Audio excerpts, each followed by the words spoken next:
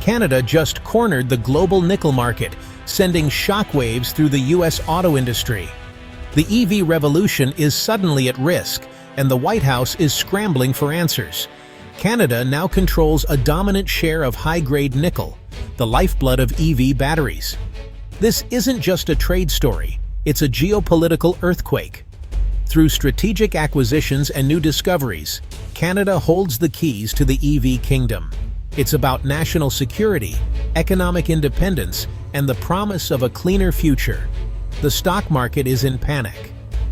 While the world watched Russia and Indonesia, Canada quietly took the lead.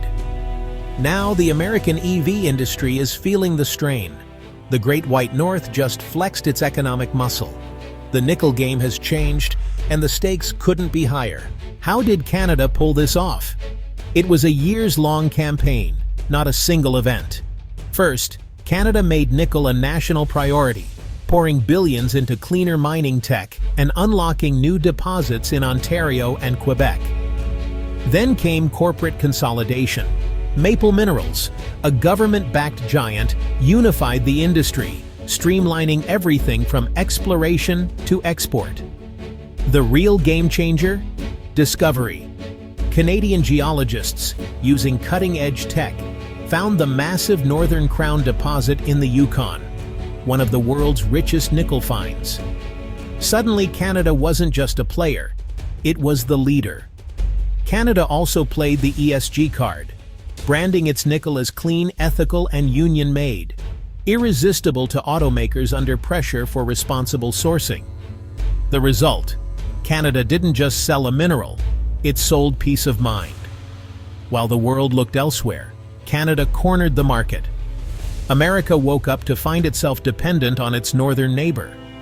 The shock is real, and the consequences are just beginning. Why the panic? It all comes down to the battery. Nickel is the secret ingredient that gives EV batteries their range and power.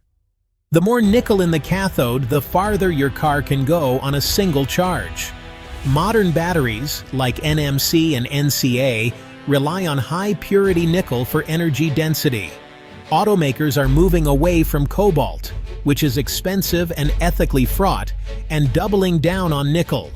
The latest batteries use more nickel than ever, making supply critical. A nickel shortage isn't a minor hiccup, it's a fundamental threat. Without enough nickel, automakers face two bad choices: use older, less effective batteries, or raise prices beyond reach. Nickel isn't just another metal, it's the foundation of the EV future. If the supply falters, the entire EV value proposition collapses. That's why Detroit and Silicon Valley are in crisis. The nickel crunch could stall the electric revolution. America builds world-class EVs, but its supply chain is fragile. The US relies on imports for over half its nickel, especially the high-purity kind needed for batteries. Domestic production is tiny, with just one mine in Michigan, soon to close. For years, buying nickel from abroad seemed easier and cheaper than mining at home. But that choice created a strategic vulnerability. Now, with Canada consolidating supply, American companies face a single supplier with immense power. The dream of American EV leadership was built on the assumption of cheap, stable minerals. That assumption is gone. Industry leaders are sounding the alarm. We can build gigafactories, but without minerals, they're just empty buildings. The US EV industry's Achilles heel is exposed. America's dependence on its northern neighbor is now painfully clear. The nickel shock isn't just numbers, it's people. In Ohio, an EV plant slows production by 30%. Workers fear layoffs. Dave, a line worker, stares at idle robots. The future isn't supposed to stop. In Detroit, a parts supplier VP explains on live TV, "Nickel prices doubled overnight. We've frozen hiring and are renegotiating contracts." At a Chicago dealership, a young couple learns their dream EV just jumped $4,000 in price. They walk away, hopes dashed. These aren't isolated incidents. They're the first tremors of a larger quake. From miners to truck drivers, the entire ecosystem is at risk. A slowdown in EV production ripples through the economy, threatening jobs and optimism. The cost is measured in lost wages, missed opportunities, and shaken faith in America's electric future. The belief that the U.S. was in the driver's seat is now in doubt. The human toll is mounting. The nickel crisis is more than a supply issue. It's a blow to American families. The electric dream is slipping out of reach for many. The shockwaves are just beginning. The question, how much more can the system take? The immediate pain is just the start. The long-term risks are even greater. If Canada's grip on nickel means high prices or supply cuts, America's clean energy goals could collapse. The target of 50% EV sales by 2030 suddenly looks out of reach.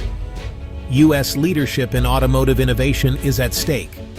Asian and European rivals with better supply chains could surge ahead. Investment in U.S. battery plants and infrastructure could freeze, stalling progress. The EV dream, clean air, good jobs, energy independence, is threatened on all fronts. A nickel crisis could swap oil dependency for mineral dependency.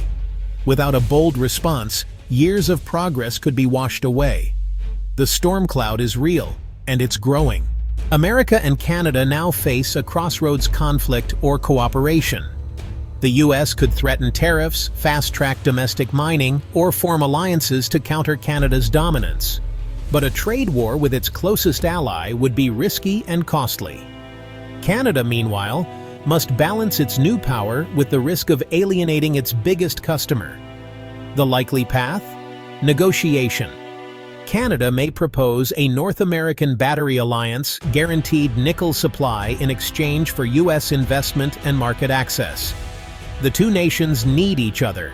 America needs nickel, Canada needs the market. The crisis could force a new kind of partnership, deeper than NAFTA, focused on building a secure, integrated EV supply chain. The outcome will shape the future of the North American economy and the global energy transition. The stakes are enormous. Will this crisis divide or unite the continent? The answer will determine who leads the electric future. The road ahead starts now.